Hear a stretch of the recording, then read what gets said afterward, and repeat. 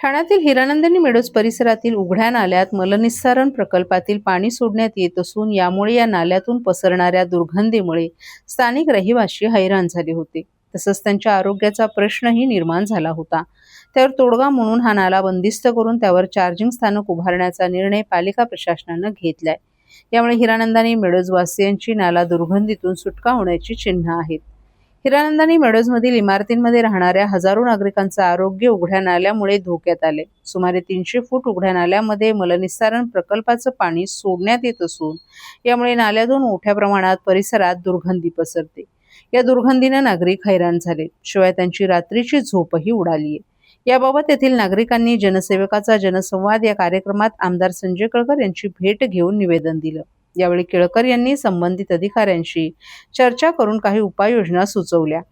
तर सोमवारी केळकर यांनी पालिका अधिकाऱ्यांसमवेत या नाल्याची पाहणी केली. यावेळी स्थानिक नगरसेविका स्नेहा आंबरे, महापालिकेचे अधिकारी खंडागळे आणि नागरिकही उपस्थित होते.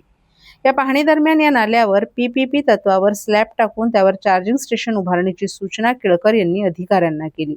यामुळे परिसर दुर्गंधीमुक्त होऊन नागरिकांना दिलासा मिळेलच, शिवाय PPP तत्वावर हा प्रकल्प उभारण्यात येणार असल्यानं महापालिकेवर देखील आर्थिक बोजा येणार नाही असा दावा करत त्यांनी याबाबतचा प्रस्ताव तयार करण्याच्या सूचना अधिकाऱ्यांना केल्या.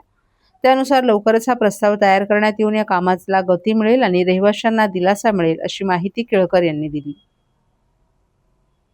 साहेब, हिरानंदिनी मेडोज येथील नाल्याची पाहणी करायला आले होते.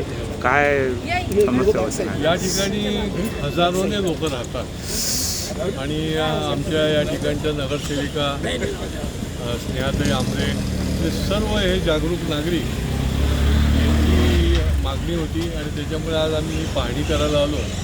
इकडे सगळे नाले जे आहेत 200-300 फूट ते सगळे खुले नाले आहेत. काही नाल्यांच्यामध्ये HTPचं पाणी पण सोडलेलं आहे आणि त्याच्यामुळे इथले लोक इतके त्रस्त आहेत की या ठिकाणी त्यांना रोगराईला सामोरं जायला लागतं. आरोग्याला धोका निर्माण झालेला आहे आणि प्रचंड प्रमाणामध्ये दुर्गंधी येते.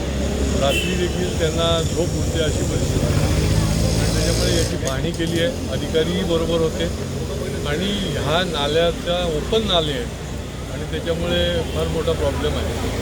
तर ते क्लोज करून त्या ठिकाणी काय करता येईल तर एखाद वेळ आम्ही तिथे चार्जिंग स्टेशनसुद्धा उभं करता येईल PPPच्या तत्वावर, किंवा मग महापालिकेच्या माध्यमातून त्या ठिकाणी स्लॅब टाकून हे नाले जे आहे ते बंदिस्त ठेवता येईल.